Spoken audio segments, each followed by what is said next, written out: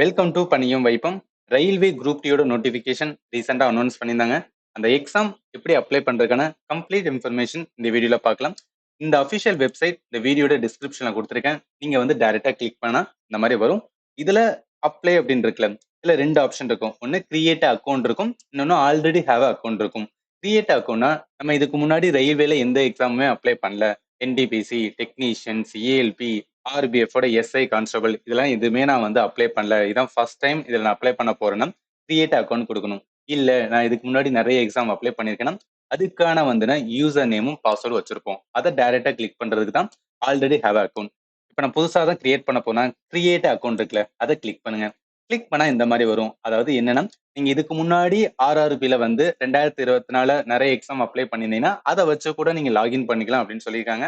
நம்ம புது கேண்டிடேட் இருந்தோம்னா ஓகே அப்படின்னு கொடுத்துட்டு இதுல நம்ம ஃபில்அப் பண்ண வேண்டியது இருக்கும். இதுல என்னெல்லாம், முதல்ல கண்ட்ரி ஆஃப் நேஷனாலிட்டி, இதுல நம்ம இந்தியான்னு கொடுக்க வேண்டியது இருக்கும். அடுத்து ஃபுல் நேம், நம்மளோட 10th சர்டிபிகேட்ல எப்படி நம்மளோட நேம் இருக்கு அதே மாதிரி தான் கொடுக்கணும். ஞாபகத்துல வச்சுக்க, 10th 12th ஆர் டிகிரி நம்மளோட கரெக்டான வந்து சர்டிபிகேட்ல என்ன நேம் இருக்கோ அதுதான் வந்து கரெக்டா கொடுக்கணும். இதுல ஃபுல் நேம் கொடுங்க. அந்த ஃபுல் நேம் என்ன கொடுக்குறீங்கன்னா அதே மறுபடியும் வந்து ரீடைப் பண்ணுங்க. ஒன்ஸ் அதுக்கப்புறம் கீழே வந்தீங்கன்னா have ever change your name அப்படின்னு இருக்கும். அதாவது இதுக்கு முன்னாடி உங்க நேமை நீங்க சேஞ்ச் பண்ணிருக்கலாம்னு கேட்குறாங்க. சில பேர் சேஞ்ச் பண்ணிருந்தீங்கன்னா எஸ் அப்படின்னு கொடுங்க. எஸ் கொடுத்தா என்ன ஆகுனா, டாக்குமெண்ட் வெரிஃபிகேஷன் அப்ப வந்து உங்களுக்கான சர்டிபிகேட் கேட்பாங்க. அதாவது லீகல் டாக்குமெண்டேஷன் கேட்பாங்க. அதுல இந்த மாதிரி நான் நேமை சேஞ்ச் பண்ணிருக்கேன்னு சொல்லிட்டு கசட் நோட்டிபிகேஷனை மாடிஃபை பண்ணதுக்கான சர்டிபிகேட் இருக்கும். அதை வந்து நான் சப்மிட் பண்ண சொல்லுவாங்க. அதெல்லாம் ப்ராப்பரா இருந்துச்சு அப்படின்னா அது கொடுக்கணும். அப்படி இல்லையா, டேரக்டா என்ன அப்படின்னு பார்த்தீங்கன்னா நோ கொடுத்துட வேண்டியதான். நம்ம சேஞ்ச் பண்ணலாம், நோ கொடுக்க வேண்டியதான். சேஞ்ச் பண்ணிதான் எஸ் கொடுத்து அதுக்கான டாக்குமெண்ட் நம்ம வச்சுக்கிற வேண்டியது. அடுத்து வந்து டேட் ஆஃப் பர்த். இது ரொம்ப ரொம்ப இம்பார்ட்டன்ட். ஏன்னா டேட் ஆஃப் பர்த்தை பொறுத்தளவுக்கு ஒன்ஸ் நம்ம கொடுத்துட்டோம்னா இதை மாடிஃபை பண்ண முடியாது. மிச்சம் என்ன வேணா மாடிஃபை பண்ணிக்கலாம், நம்மளோட அட்ரஸ் இது எல்லாத்தையும் மாடிஃபை பண்ணிக்கலாம். பட் இந்த மாதிரி நேமு, டேட்டு, அதே மாதிரி ஃபாதர் நேம் இது எல்லாமே மாடிஃபை பண்ண முடியாது. இதை நீங்க ஃபர்ஸ்ட் ஞாபகத்துல வச்சுக்கோங்க. ஒன்ஸ் ப்ராப்பரான டேட் கொடுத்ததுக்கு அப்புறம் அதை ரீடைப் பண்ணுங்க. அதுக்கப்புறம் ஜெண்டர் இருக்கும். இப்போ மேல்னா மேல், ஃபீமேல்னா ஃபீமேல், டிரான்ஸ்ஜெண்டர் கொடுங்க. அதே அப்படின்னா ரீசெலக்ட் வந்து ஜெண்டர் மறுபடியும் கொடுக்க வேண்டியது இருக்கும். இதை கொடுத்ததுக்கு அப்புறம் ஃபாதர் நேம் கேட்கும். ஃபாதர் நேம் என்னன்னா 10th சர்டிபிகேட்ல இருக்க மாதிரி கொடுங்க. இப்ப நம்ம வந்து தமிழ்நாட்டுல இருக்கனால 10th சர்டிபிகேட்ல அப்பா பேர் இருக்காது.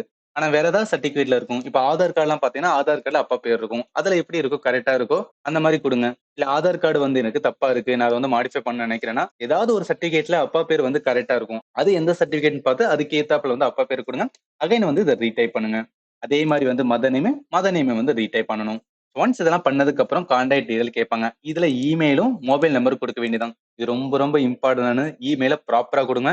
ஒன்ஸ் கொடுத்ததுக்கு அப்புறம் அந்த இமெயிலுக்கு வந்து ஓடிபி ஜென்ரேட் பண்ணுவாங்க. அதுல ஒரு 6 டிஜிட் வந்து ஓடிபி நம்மளுக்கு வந்து வரும். அது என்னன்னா இந்த இடத்துல வந்து என்டர் பண்ணிட்டு அடுத்தபடி கீழே வந்து நம்ம மொபைல் நம்பர் இருக்கும். மொபைல் நம்பர் அதே மாதிரி கரெக்டான மொபைல் நம்பர் கொடுத்து ஜென்ரேட் மொபைல் ஓடிபின்னு சொல்லி இதை கிளிக் பண்ணோம் அப்படின்னா நம்மளுக்கு வந்து 6 டிஜிட் வரும். அதை இந்த இடத்துல மென்ஷன் பண்ண வேண்டியதான். இது ரெண்டு ரொம்ப இம்பார்ட்டன்ட். Email, mobile. ஏன்னா அப்ப ஆர்ஆர்பி ஏதாவது ஒன்று நம்ம அனுப்புறாங்கன்னா மெயிலுக்கும் மொபைல் நம்பருக்கு தான் அனுப்புவாங்க. ஸோ அதனால அது ரொம்ப ரொம்ப இம்பார்ட்டன்ட். ரொம்ப கேர்ஃபுல்லா இந்த இடத்துல டைப் பண்ணுங்க. அதை டைப் பண்ணதுக்கு அப்புறம் கீழே பாத்தீங்கன்னா ஆதார் வெரிஃபிகேஷன் இருக்கும். இதுல என்னன்னா நம்ம ப்ராப்பரான ஆதார் நம்பர் வந்து கொடுக்கணும். இல்ல சில பேர் வந்து என்னன்னா ஆதார் என்ன மாடிஃபை பண்ணிட்டு இருக்கேன், நான் சேஞ்ச் பண்ணிட்டு இருக்கேன்னா அதுக்கான விஐடி நம்பர் சொல்லுவாங்க. அந்த நம்பர் இந்த இடத்துல மென்ஷன் பண்ணுங்க. அதே மாதிரி வந்து ஆதாருக்கான ஓடிபி ஜென்ரேட் பண்ணும். எந்த போன் நம்பர் நம்ம ஆதாரோட கனெக்ட் பண்ணிருக்கோமோ அந்த நம்பருக்கு வந்து ஓடிபி வரும். அதுக்கான 6 டிஜிட் இந்த இடத்துல கொடுத்து நீங்க வெரிஃபை கொடுக்கணும். இந்த இடத்துல ஆதார் மஸ்ட்டுங்க. I don't have Aadhaar ID அப்படின்னு கொடுத்தீங்கன்னு வச்சுக்கலாம். இதுல என்ன சொல்லுவாங்கன்னா உங்களுக்கு ஆதார் வேணும், ஆதாரை வச்சு தான் வந்து ஆர்ஆர்பி என்ன பண்ணுவாங்கன்னா வெரிஃபை பண்ணுவோம் அப்படிலாம் இந்த இடத்துல மென்ஷன் பண்ணதுனால டெஃபினட்டா நீங்க ஆதார் வந்து கொடுத்து தான் ஆகணும். இது எல்லாத்தையும் கொடுத்ததுக்கு அப்புறம் கீழே வந்தீங்க அப்படின்னா இந்த இடத்துல வந்து ஐ ஹியர் பையை வந்து கிளிக் பண்ணிட்டு கீழே வந்தோன்னா பாஸ்வேர்ட் ஜென்ரேட் பண்ணணும். அவங்க பாஸ்வேர்டுக்குமே என்ன சொல்லியிருக்காங்கன்னா நீங்க காம்பினேஷன்ல கிரியேட் பண்ணுங்கன்னு சொல்றாங்க. அதாவது ஜஸ்ட் ஒரு எக்ஸாம்பிளுக்காக ஒரு பாஸ்வேர்டு கிரியேட் பண்றேன். அந்த பாஸ்வேர்ட்ல என்னன்னா சும்மா ரேண்டமா வந்து கிரியேட் பண்ணும். அது எப்படின்னு பாருங்களேன். ஃபர்ஸ்ட் என்னன்னா அவங்க என்ன சொல்றாங்க, கேபிட்டல் லெட்டர். இதுல முருகன்ல நான் ஃபர்ஸ்ட் எழுத்து வந்து கேபிட்டல் கொடுத்துருக்கேன். அடுத்து ஸ்மால் லெட்டர். அந்த மிச்சம் இருக்கிற வந்து லெட்டர் எல்லாத்தையுமே நான் வந்து ஸ்மால் லெட்டர் கொடுத்துருக்கேன். அடுத்து என்ன சொல்றாங்க, ஸ்பெஷல் கேரக்டர் சொல்றாங்க. இந்த இடத்துல நான் ஸ்பெஷல் கேரக்டர் அட்டா போட்டிருக்கேன். அடுத்து நம்பர்ல 1 2 3 இந்த மாதிரி ஏதாவது வந்து மாடிஃபை பண்ணி நீங்க வந்து கொடுக்கணும்.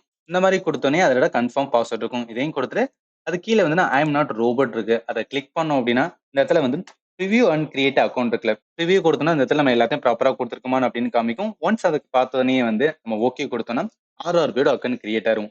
ஒன்ஸ் அக்கௌண்ட் எல்லாமே நம்ம கிரியேட் பண்ணதுக்கு அப்புறம் டைரக்டா என்னன்னா லாகின் கீ கொடுத்துட்டு இந்த இடத்துல நம்மளோட இமெயில் அட்ரஸ், பாஸ்வேர்டு கொடுத்து ஐம் நாட் ரோபோட் கொடுத்து லாகின் பண்ண வேண்டியதான். ஒன்ஸ் நம்ம லாகின் பண்ணா இந்த மாதிரி தான் வந்து ஓப்பன் ஆகும். இதுல என்னன்னா ஜென்ரல் இன்ஸ்ட்ரக்ஷன் அப்படின்னு கொடுப்பாங்க. அதுல இங்க ஆன்லைன் அப்ளிகேஷன் இருக்குல்ல, இதை கிளிக் பண்ணனா நம்மளுக்கு இப்போதைக்கு என்ன வந்துன்னா ஆர்ஆர்பில அப்ளை பண்றதுக்கு ஓப்பனா இருக்கு அப்படின்னு காமிக்கும். இதுல பாத்தீங்கன்னா 2 இருக்கும். அதாவது மினிஸ்ட்ரியல் அண்ட் ஐசோலேட்டட் கேட்டகரி இருக்கும்.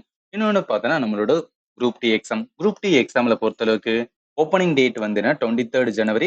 க்ளோசிங் டேட் பார்த்தோன்னா 22 பிப்ரவரி. இப்ப நம்ம என்ன பண்ணணும்னா, செலக்ட் 6 இருக்குல்ல. அதாவது ஜோனல் வந்து செலக்ட் பண்ணி ஆகணும். அத செலக்ட் பண்றதுக்கு முன்னாடி இந்த இடத்துல ஐ அம் நாட் கரண்ட்லி டிபார்ட் இருக்குல்ல. அத கிளிக் பண்ணிக்கங்க. அதாவது 6 இதுக்கு முன்னாடி உங்கள வந்து எக்ஸாம் எழுதக்கூடாதுன்னு சொல்லிட்டு வந்து எதுவுமே சொல்லல. இது மோஸ்ட்லி யார் பண்ண முடியும்னா, யாராவது வந்து ஃப்ராட் பண்ணி வந்து எக்ஸாம் எழுதியிருந்தா அவங்களுக்கு வந்து டிபார்ட் பண்ணியிருப்பாங்க. அவங்க தான் எழுத முடியாது. பட் நம்ம ஒரு ஜென்யூன் கேண்டிடேட் இருந்தா இத டைரக்ட்டா கிளிக் பண்ணிட்டு இதுல ஜோன கிளிக் பண்ணோம்னா, இது ரொம்ப ரொம்ப இம்பார்ட்டன்ட். நல்லா ஞாபகத்துல வச்சுக்கங்க. எந்த ஜோனுக்கு வந்து நம்ம அப்ளை பண்றோமோ, அதுக்கு தான் நம்மளால என்ன பண்ண முடியும்னா, நம்மளோட போஸ்டிங் அங்க தான் இருக்கும். மெஜாரிட்டி நம்ம தமிழ்நாடா இருக்கனால சென்னை தான் சூஸ் பண்ணுவோம். ஸோ அதனால சென்னை சூஸ் பண்ணிக்க. ஓரளவு நல்ல வேக்கன்ஸி இந்த வட்டம். மிச்சம் இருக்கிற ஜோனோட கம்பேர் பண்ணும்போது இது ஓகேன்னு சொல்லுவேன். பட் வேக்கன்சி வச்சு பார்க்கும்போது ரொம்ப கம்மியான வேக்கன்சி தான். ஒன்ஸ் குடுத்ததுக்கு அப்புறம் வந்து நம்ம நெக்ஸ்ட் குடுக்க வேண்டியதுதான். நெக்ஸ்ட் குடுத்தா வந்து என்னன்னா, இந்த மாரி வரும். சில இன்ஃபர்மேஷன் நம்ம வந்து அக்கவுண்ட் கிரியேட் பண்ணோம்ல, அதுலருந்தே அவங்க வந்து எடுத்துக்குருவாங்க. இதுல நம்ம என்னென்ன கம்ப்ளீட் பண்ணா, முதல்ல பர்சனல் டீட்டெயில் இருக்கும். அடுத்து அதர் டீட்டெயில், எஜுகேஷன் குவாலிஃபிகேஷன், நம்மளோட ப்ரொஃபைல் டாக்குமெண்ட் அப்லோட் பண்ண சொல்லுவாங்க. அடுத்து பிரெஃபரன்ஸ் வந்துன்னா, அதே மாரி பிரிவ்யூ பார்க்குறது. இதுல பர்சனல் டீட்டெயில் ஆல்ரெடி வந்து நான் அக்கவுண்ட் கிரியேட் பண்ணும்போதே எடுத்துக்குருவாங்க. மிச்ச ரிமைனிங் என்னலாம் ஃபில் அப் பண்ண வேண்டியது இருக்கா? இங்க மேரிட்டல் ஸ்டேட்டஸ் கேட்பாங்க. அத நீங்க மேரிட்னா மேரிட் குடுங்க. அன்மேரிட்னா அன்மேரிட் குடுங்க. ஒன்ஸ் குடுத்ததுக்கு அப்புறம் ரிலிஜன். ரிலிஜன்ல நம்ம ஹிந்துனா Hindu, Muslim, Christian, Sikh, Buddhist, Jain or Zoroastrian or others. இதுல எது இருக்கீங்களோ அத நீங்க ப்ராப்பரா குடுக்க வேண்டியிருக்கும். ஒன்ஸ் குடுத்ததுக்கு அப்புறம் நம்மளோட மதர் டங் கேட்பாங்க. இதுல நம்ம தமிழ்னால தமிழ் டைரக்ட்டா குடுத்துக்க வேண்டியதுதான். அடுத்து லாங்குவேஜ். அதாவது நம்ம எக்ஸாம் எந்த லாங்குவேஜ்ல எழுதப் போறோம். இங்கிலீஷ்னா இங்கிலீஷ் ஆர் தமிழ்னா டைரக்ட்டா நம்ம தமிழ் குடுத்துக்கிற வேண்டியதுதான். ஒன்ஸ் இத குடுத்ததுக்கு அப்புறம் நம்மளுக்கான வந்து permanent visible mark of identification அப்படின்னு சொல்லுவாங்க. இது ஒண்ணும் கிடையாது. விசிபிள் மார்க்னா நம்ம மச்சத்த கூட சொல்லலாம். அதனால தான் இந்த இடத்துல நான் மோல் அப்படின்னு குடுத்திருக்கேன். இந்த கேண்டிடேட்டுக்கு லெஃப்ட் ஃபோர் ஆர்ம்ல 2 மோல் இருக்கு. அதனால வந்துனா அது வந்து ஒரு விசிபிள் மார்க்கா ஃபர்ஸ்ட் சொல்லலாம். அதே மாரி வேற இடத்துல எங்கேயாவது மச்சம் இருந்துச்சுன்னா, அதையும் நம்ம வந்துனா செகண்ட் ஐடென்டிஃபிகேஷன் டூல குடுக்கலாம்.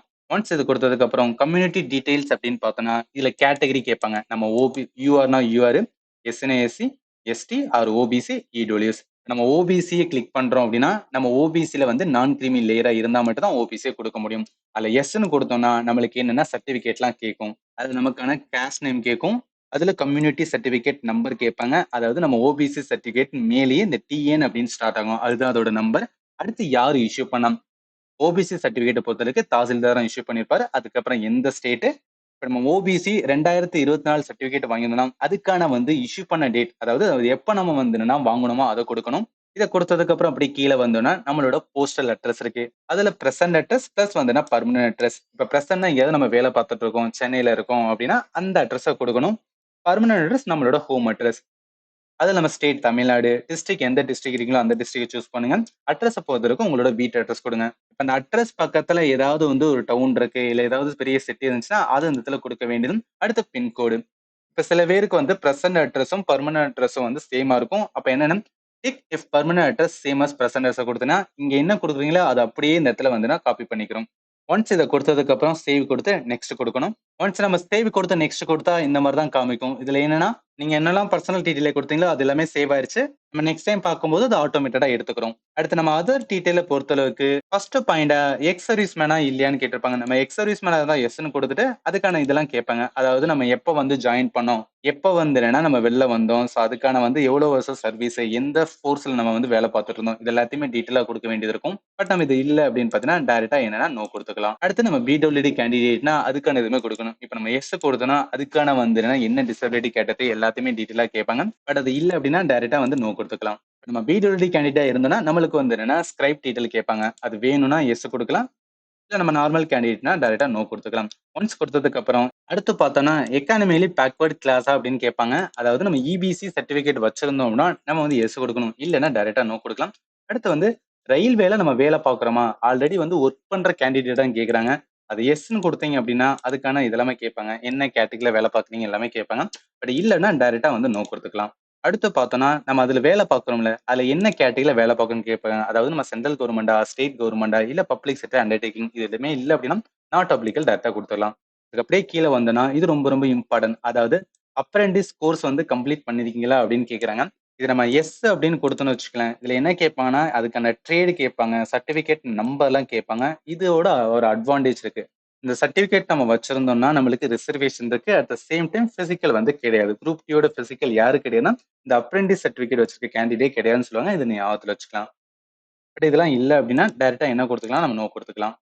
அடுத்து கீழ பார்த்தோம்னா பேங்க் டீடைல். இது எதுக்காக அப்படின்னா, இப்ப நம்ம வந்து ரூ. 500 பே பண்றோம் அப்படின்னா, அதுல ரூ. 400 ரீஃபண்ட் பண்ணுவாங்க. இதே நம்ம எஸ்சி, எஸ்டி, பிடபிள்யூடி கேண்டிடேட் இருந்தா ரூ. 250 பே பண்ணோம். ரூ. 250 ரீஃபண்ட் பண்ணுவாங்க. அந்த ரீஃபண்ட் பண்றதுக்கு நம்ம அக்கவுண்ட் வேணும்ல. அந்த அக்கவுண்ட் அந்த இடத்துல மென்ஷன் பண்ண சொல்றாங்க. இல்ல நீங்க எந்த அக்கவுண்ட் வந்து யூஸ் பண்ணீங்களோ அந்த அக்கவுண்ட்க்கான வந்து உங்களோட அந்த அக்கவுண்ட் ஹோல்டருக்கான நேமு, அந்த அக்கவுண்ட் நம்பரு அத கன்ஃபார்ம் பண்ண சொல்றாங்க. அடுத்து வந்து ஐஎஃப்எஸ்சி கோடு. நம்ம ஐஎஃப்எஸ்சி கோடுக்கு ப்ராப்பரா போடும்போது இது ஆட்டோமேட்டா வந்துரும். ஒன்ஸ் இது எல்லாத்தையும் கொடுத்தோனே சேவ் கொடுத்து என்ன பண்ண வேண்டியிருக்கும், நெக்ஸ்ட் கொடுக்க வேண்டியது இருக்கும். ஒன்ஸ் நம்ம நெக்ஸ்ட் அப்படின்னு கொடுத்தோம்னா இந்த மாதிரி தான் வரும். அதாவது இதுல எஜுகேஷன் குவாலிஃபிகேஷனை வந்து ஃபில் பண்ண சொல்றாங்க. குரூப் டியோட குவாலிஃபிகேஷன் 10th லெவல்னால இல்ல ஆட்டோமேட்டடா வந்து 10th லெவல் வந்துரும். இதுல நம்ம ஏதாவது மாடிஃபை பண்ணணும் அப்படின்னா இந்த இடத்துல எடிட் கொடுத்து மாடிஃபை பண்ணலாம். இந்த குவாலிஃபிகேஷன் கீழே பார்த்தீங்கன்னா நம்ம ஐடிஏ கொடுத்துருந்தோம்னா ஐடிஏ வச்சிருந்தோம்னா ITA, SSLC SSLC, NAC certificate NAC. இப்போ எஸ்எஸ்எல்சி வச்சிருக்கோம்னா அதுக்கான இது எல்லாத்தையும் நம்ம வந்து ஆல்ரெடி ஆல்ரெடி நம்ம ஆட் பண்ணிட்டோம் அப்படின்னு வருது. அதில் நம்ம எடிட் பண்ணணும்னா கொடுத்து வந்து எடிட் பண்ணிக்கலாம். அதுல குவாலிஃபிகேஷன் நம்ம குவாலிஃபிகேஷன் பொறுத்த அளவுக்கு எஸ்எஸ்எல்சி, என்ன ஸ்டேட்டு, என்ன டிஸ்ட்ரிக்ட், என்ன போர்டு, எப்ப பாஸ் போனா ரோல் நம்பரு, எஸ்எஸ்எல்சியோட வந்து சீரியல் நம்பர் இருந்துச்சுன்னா கொடுங்க. இதை கொடுத்து நம்ம அப்டேட் பண்ணிட்டு கீழே என்ன இருக்குன்னா நெக்ஸ்ட் இருக்கு. நெக்ஸ்ட் கொடுத்தோன்னா அடுத்ததுக்கு போகும். ஒன்ஸ் நம்ம நெக்ஸ்ட் கொடுத்தோன்னா நம்மளோட ப்ரொஃபைல் டாக்குமெண்ட் அப்லோட் பண்ற மாதிரி இருக்கும். இதுல என்னன்னா நம்மளுக்கு போட்டோ அப்லோட் பண்ணணும். ஞாபகத்துல வச்சுக்கோங்க. போட்டோவை பொறுத்தளவுக்கு அவங்களுக்கான சைஸுமே சொல்லியிருக்காங்க. இந்த போட்டோவுக்கான மேக்ஸிமம் சைஸுமே சொல்லிட்டாங்க. 100 கேபி வந்து என்னன்னா மேக்ஸிமம், மினிமம் வந்து 50 கேபில இருக்கணும். அப்ப என்னன்னா போட்டோவை நம்ம மாடிஃபை பண்ணோம்.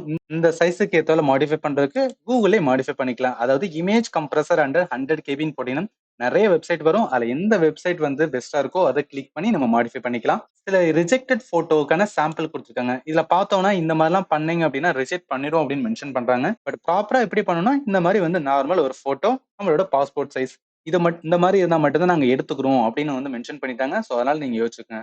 ஒன்ஸ் வந்து இது நம்ம ப்ராப்பரா நம்ம போட்டோ வந்து கரெக்டா கொடுத்தோன்னே அதோட சில இங்க பாருங்க போட்டோகிராஃபுக்கான ஸ்பெசிஃபிகேஷன் என்னன்னா ரீசெண்டான வந்துன்னா கலர் பாஸ்போர்ட் சைஸ் போட்டோகிராஃப் இருக்கணும். பின்னாடி வந்துன்னா ஒயிட் பேக்ரவுண்ட் இருக்கணும். மறந்துடாதீங்க, ஒயிட்டான பேக்ரவுண்ட் இருக்கணும். அது ஃபார்மட் வந்துன்னா ஜேபிஜி ஆர் ஜேபிஇஜி ஃபார்மட்ல இருக்கலாம். அதோட சைஸ்மே பார்த்துட்டோம். இது எல்லாத்தையும் கவனமா வச்சு நம்ம அப்லோட் பண்ணுவோம். ஒன்ஸ் இதை அப்லோட் பண்ணதுக்கு அப்புறம் நம்ம கீழே வந்து சிக்னேச்சருக்குமே வந்து சைஸ் சொல்றாங்க. அது எப்படி சிக்னேச்சர் வந்து இருக்கணும் அதையுமே இந்த இடத்துல வந்துன்னா அது நீங்க எப்படி சிக்னேச்சரை அப்லோட் பண்ணுக்கான அந்த இதையுமே கொடுத்துருக்காங்க. சிக்னேச்சரை பொறுத்தளவுக்கு ஒரு ஒயிட் பேப்பர், ஒரு A4 ஷீட்ல பிளாக் கலர் எழுதலாம், இல்ல ப்ளூ கலர். நம்ம கருப்பு கலர்ல எழுதியிருக்கோம், இல்ல வந்து என்னன்னா ஊதா கலர்ல எழுதியிருக்கோம் சொல்லிட்டு வந்துன்னா ஒரி பண்ண தேவையில்ல. ஆல்ரெடி நீங்க சிக்னேச்சருக்கான போட்டோ எடுத்து வச்சதுன்னா அதை அப்படியே டைரக்டா அப்லோட் பண்ணிக்கலாம். அடுத்து அந்த சிக்னேச்சர் வந்து ரன்னிங் லெட்டரா இருக்கணும், பிளாக் லெட்டர் இருக்கக்கூடாது. இதோட ஃபார்மட் வந்து ஜேபிஜி ஃபார்மட், அதாவது இமேஜுக்கான ஃபார்மட் தான். அதுக்கான மேக்ஸிமம் சைஸ்மே சொல்லிட்டாங்க, நீங்க பாத்துக்கலாம். இதை கம்ப்ரஸ் பண்றதுக்குமே அதே மாதிரி நீங்க கூகுள்ல போயிட்டு கம்ப்ரஸ் பண்ணிக்கலாம். ஒன்ஸ் இது எல்லாத்தையும் பண்ணீங்கன்னா கீழே வந்து சேவ் இருக்கும். அடுத்து வந்து நெக்ஸ்ட் கொடுக்க வேண்டியது இருக்கும். ஒன்ஸ் ப்ராப்பரா வந்து போட்டோ அதே மாதிரி வந்து சிக்னேச்சர் இது ரெண்டையுமே நம்ம கொடுத்தது அப்புறம் சேவ் நெக்ஸ்ட் கொடுத்தோம்னா அடுத்து போகும். நம்ம நெக்ஸ்ட் கொடுத்தோம் அப்படின்னா அடுத்து கொடுக்க வேண்டியது நம்மளுக்கான ப்ரிஃபரன்ஸ் அதே மாதிரி வந்து ப்ரிவியூ தான். ப்ரிஃபரன்ஸை பொறுத்தளவுக்கு நம்ம ஜோன்ல சதர்ன் ரயில்வேயான சென்னை கொடுத்துருந்தோம். அந்த சென்னையில இருக்கிற மொத்த போஸ்ட் பார்த்தா 14 விதமான போஸ்ட். அதாவது இங்க மென்ஷன் பண்ணியிருக்கிறது வந்து 13 போஸ்ட் மென்ஷன் பண்ணியிருப்பாங்க. இந்த போஸ்ட்ல எதுக்கு அதிகமான வேக்கன்சி இருக்கோ அதுதான் நம்மளோட போஸ்ட் ப்ரிஃபரன்ஸா கொடுக்கணும். இதுக்கு நமக்கு என்னன்னா நோட்டிபிகேஷன்ல வந்து அந்த சதர்ன் ரயில்வே சென்னையோட வந்து எதுக்கு இவ்வளவு வேக்கன்சி அப்படின்னு பாருங்க. இதுல இருக்கலே அதிகமான வேக்கன்சி என்னன்னா ட்ராக் மெயின்டெனருக்கு தான் இருக்கு. அதாவது 1129 வேக்கன்சி. அப்ப நம்மளோட ஃபர்ஸ்ட் ப்ரிஃபரன்ஸா என்ன கொடுக்கணும்னா இதை தான் ஃபர்ஸ்ட் கொடுக்கணும். செகண்ட் இதுக்கு அடுத்து அதிகமான வேக்கன்சி பார்த்தோம்னா அசிஸ்டன்ட் ஒர்க் ஷாப் இருக்கு, அதை செகண்டா கொடுங்க. தேர்டு பார்த்தோம்னா அசிஸ்டன்ட் கேரியேஜ் இருக்கும், அதை வந்து தேர்டு 313. அடுத்து பாயின்ட்மேன் இருக்கும், பாயின்ட்மேனுக்கு வேக்கன்சி வந்து 199. அடுத்து அசிஸ்டன்ட் டிஆர்டி வந்துன்னா 155. அதே மாதிரி அசிஸ்டன்ட் ஒர்க் ஷாப் வந்துன்னா 108. அடுத்து அசிஸ்டன்ட் எஸ்என்டி வந்துன்னா 99. இது மாதிரி ஆர்டர்ல நீங்க ஒன்னொன்னே நோட் பண்ணிட்டு இந்த இடத்துல நம்ம என்ன கொடுக்கணும்னா ஒவ்வொரு இதுக்கும் ப்ரிஃபரன்ஸ் கொடுக்கணும். ஃபர்ஸ்ட் சொன்ன மாதிரி என்னன்னா ட்ராக் மெயின்ட்டுக்கு அதிகமான வேகன்சி. அப்ப என்னன்னா இந்த பிளஸ் நான் கிளிக் பண்ணணும், இந்த இடத்துல ஃபர்ஸ்ட் வந்துடும். இதுதான் ஆர்டர் ஆஃப் ப்ரிஃபரன்ஸ். நம்ம இந்த 13மே சூஸ் பண்ண வேண்டியது இருக்கும். இதை ஒன்ஸ் நம்ம சூஸ் பண்ணதுக்கு அப்புறம் கீழே பார்த்தீங்கன்னா ஐ ஹாவ் எக்ஸசைட், அதாவது இது எல்லாத்தையும் நான் ப்ரிஃபரன்ஸ் கொடுத்துட்டேன்னு சொல்லிட்டு இந்த இடத்துல கிளிக் பண்ண வேண்டியதுதான். அதை கிளிக் பண்ணதுக்கு அப்புறம் டிக்ளரேஷன்ல நான் வந்து டிபார்ட் பண்ணலன்னு சொல்லிட்டு ஆல்ரெடி கிளிக் ஆயிருக்கும். அடுத்து ரயில்வே ரெக்ரூட்மெண்ட் போர்டு நம்மளோட ஃபைனல் ஸ்கோரை வந்துனா ஷேர் பண்றதுக்கு அலோ கேக்குறாங்க. அடுத்தது நம்ம கிளிக் பண்றோம்னா அதுல என்ன சொல்றாங்கன்னா, இந்த மாதிரி இந்த எக்ஸாம் அப்ளை பண்றதுக்கு கொடுத்த டீடைல் எல்லாமே வந்துன்னா ஜெனியூனானது தான். எது நான் ஃபேக்கா கொடுக்கலன்னு சொல்லிட்டு அதுக்கான இதை நம்ம வந்து இதுல கிளிக் பண்றோம். இதை பண்ணதுக்கு அப்புறம் பிளேஸ் நீங்க எங்க இருக்கீங்களோ, உங்களோட ஊர்ல இருக்கீங்கன்னா உங்களோட ஊர் பேரு, இல்ல ஏதாவது சிட்டில இருக்கீங்கன்னா அந்த சிட்டி பேர் கொடுத்து இந்த இடத்துல அப்ளிகன்ட் சிக்னேச்சர் ஆட்டோமேட்டடா வந்துரும். அதுக்கான டேட் வந்துரும். இதுக்கான இதை கொடுத்தோம்னா ப்ரிவ்யூ கொடுக்கும். ஒன்ஸ் நம்ம ப்ரிவ்யூ கொடுத்தோம்னா நம்ம என்னெல்லாம் டீடைல்ஸ் கொடுக்குமோ அது எல்லாமே கம்ப்ளீட்டா ஒரு பேஜ்ல வரும். அது எல்லாத்தையுமே நம்ம வந்து செக் பண்ண வேண்டியது இருக்கும். அப்புறம் செக் பண்ணதுக்கு அப்புறம் அது நெக்ஸ்ட் கொடுத்தோம்னா நம்மளுக்கு வந்து பேமெண்ட் ஓப்பன் ஆகும். பேமெண்ட்ல நம்ம UR category, EWS, OBC, non creamy லேயர்னா 500 பே பண்ண வேண்டியது இருக்கும். SC, ST, PWD candidate, ex service மேன்னா 250 ரூபா பே பண்ண வேண்டியது இருக்கும். ஒன்ஸ் பே பண்ணதுக்கு அப்புறம் நமக்கு மெயில் வந்து சக்சஸ்ஃபுல்லா இதை வந்து நம்ம அப்ளை பண்ணி முடிச்சிட்டோம் அப்படின்னு வரும். எப்ப நம்ம மெயில சக்சஸ்ஃபுல்லா நம்ம அப்ளை பண்ணிட்டோம் அப்படின்னு வருதோ அதுதான் லாஸ்ட் பாயிண்ட். இந்த மாதிரி அப்ளை பண்றதுல உங்களுக்கு ஏதாவது டவுட் இருந்துச்சுன்னா அந்த வீடியோட கமெண்ட் செக்ஷன்ல மென்ஷன் பண்ணுங்க. கண்டிப்பா ஒவ்வொரு ஆளா இண்டிவிஜுவலா உங்களுக்கு நான் ஆன்சர் பண்றேன். ஃபைனலி தேங்க்யூ ஃபார் வாட்சிங் and have a nice day.